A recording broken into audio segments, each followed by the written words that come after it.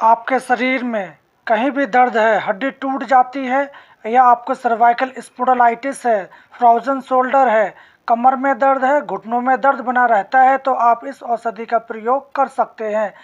इसकी 1 से 2 मात्रा ही आपके शरीर में कैल्शियम भरपूर कर देती है, क्योंकि इस औषधि में 99% कैल्शियम का स्रोत पाया जाता है। तो इसलिए इस औषधि के बारे में आज हम आपको पूरी जानकारी बताने वाले हैं। आप इस वीडियो को अंत तक जरूर देखें। मैं कृष्णपाल गौतम योग आयुर्वेद यूट्यूब चैनल पर आपका स्वागत करता हूं। जो आप वनस्पति देख रहे हैं, इसको हस्ती संहार, ब्रजकंद, ब्रजवल्ली, हटजोड़, हटजोरा या जोड़ तोड़ा, ये बेल एक थुअर की जाति की होती है। इसकी शाखाएं और डालियां चौकोर होती हैं। इसके फूल गुलाबी, पीले और सफ़ेद होते हैं। इस बेल में 4 से 6 उंगल पर गांठें होती हैं। इसके छोटे छोटे मटर के बराबर लाल रंग के फल लगते हैं। इसके बीज एक होता है।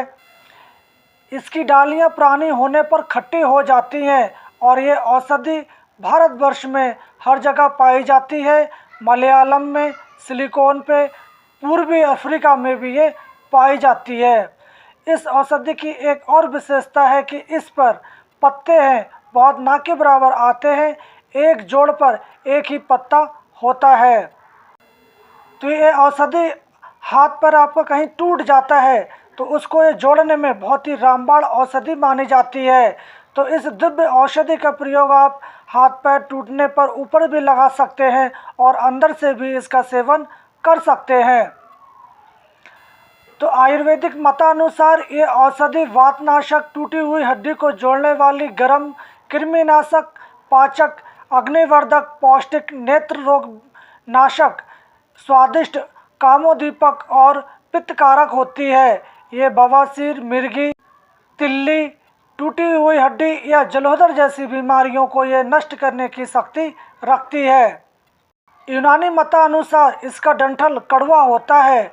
इसको टूटी हुई हड्डी को लगाने पर लाभ मिलता है। पीठ के दर्द की शिकायत या मेरुदंड में पीड़ा होने पर भी ये काफ़ी मुफीद साबित होती है। यह औषधि धातु परिवर्तक और अग्निवर्धक होती है। यह अनियमित रजस्राव में दिया जा सकती है। इसकी जड़ अस्थि भंग के काम में ली जाती है। मद्रास के अंदर इस वनस्पति की छोटी डालियां और छोटे पौधों को छोटा छोटा कर एक बर्तन में डाल देते हैं और ऊपर से उसको बंद कर इसकी भस्म तैयार कर लेते हैं।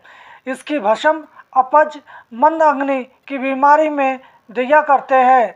इसकी लकड़ी का रस कड़श्रव या कान बहने पर, नक्सीर टूटने पर इसका प्रयोग किया जाता है।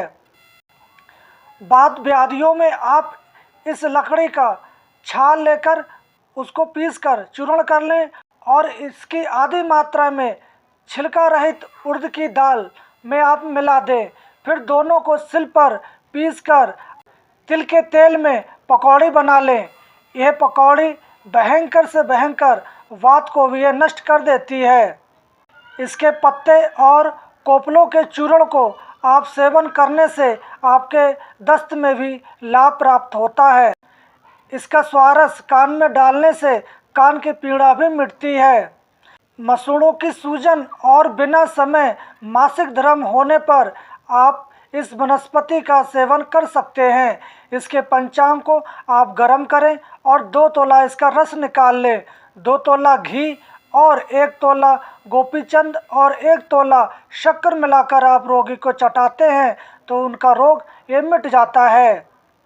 इसका डंठल चूने के पानी के साथ उबालकर पिलाने से आपके पेट की जो दर्द है वो भी मिटती है।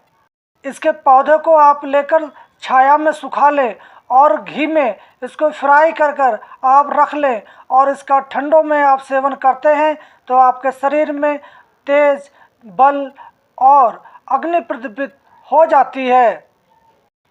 मंद अग्नि में आप इसका चूर्ण सोंठ के साथ दे सकते हैं।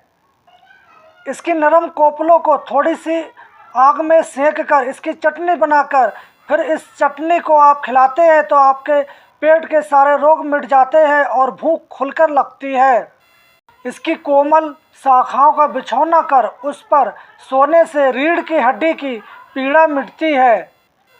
तो जैसे कि बताया, इस औषधि में कैल्शियम का स्रोत सबसे अधिक पाया जाता है। अगर आपको कहीं भी चोट मोच या हड्डी टूट जाती है तो आप इस औषधि को लेकर सिलबट्टे पर पीस कर थोड़ा सा गर्म कर आप बांध देते हैं और ऊपर से सूती कपड़ा या पट्टी से लपेट देते हैं तो आपके मोच, सूजन या टूटी हुई हड्डी में बहुत ही आराम होता है। और इस औषधि में एनाल्जेसिक और एंटी इन्फ्लामेटरी का गुण पाया जाता है, जिसके कारण यह दर्द और सूजन में राहत दिलाती है।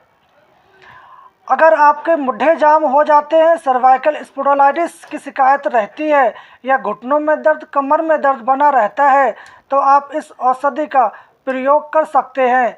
आपको करना क्या होगा, आप इसको तोड़ लें और छाया में सुखा लें। सुखाकर इसका बारीक चूर्ण कर लें और उस चूर्ण को आप गाय के घी में आप फ्राई कर लें। फ्राई करने के बाद ये शोधित हो जाता है। आप 1 से 2 ग्राम की मात्रा में सुबह और शाम आप सेवन दूध के साथ कर सकते हैं। इस औषधि का आप अगर डायरेक्ट प्रयोग करते हैं तो ये आपके गले को पकड़ती है और आपके गले में खुजली या खराश हो सकती है। तो उसके बाद आप देसी घी का सेवन भी कर सकते हैं। और जैसे कि हमने उपरोक्त बताया कि आप इस औषधि का प्रयोग शोधन के बाद ही कर सकते हैं। और इस औषधि का सेवन करते समय आपको कुछ सावधानियां बरतनी होती हैं, क्योंकि इस औषधि का ज़्यादा सेवन करने से आपके मुंह में सूखना, सिर दर्द, दस्त आदि की समस्या हो सकती है। तो आप इस छोटे बच्चों को या अधिक मात्रा में इसका सेवन या प्रेग्नेंट लेडीज़ का इसका सेवन नहीं कराना चाहिए। तो आप इस औषधि का प्रयोग किसी वैद्य अनुसार कर सकते हैं। आप इस हथजोड़ का प्रयोग कौन सी बीमारी में किस प्रकार करते हैं, आप हमें कमेंट बॉक्स में जाके बता सकते हैं। और हम कल फिर मिलेंगे एक ऐसी ही औषधीय जानकारी के साथ। तब तक के लिए जय हिंद।